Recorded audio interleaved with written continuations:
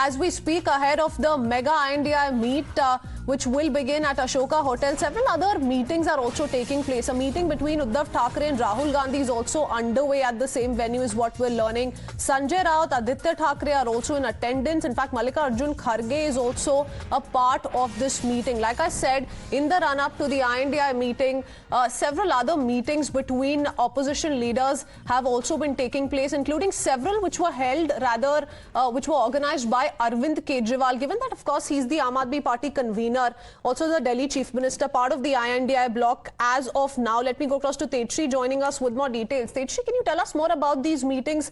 Why are these small meetings taking place ahead of the official INDI meet?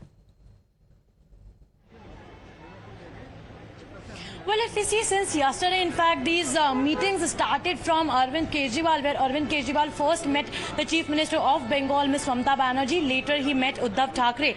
Now, if we talk about this particular meeting of Arvind Kejriwal, in fact, he also met M.K. Stalin today morning itself in Tamil Nadu Bhavan. But what we see in these meetings is Kejriwal is also discussing about the ED issuing summons.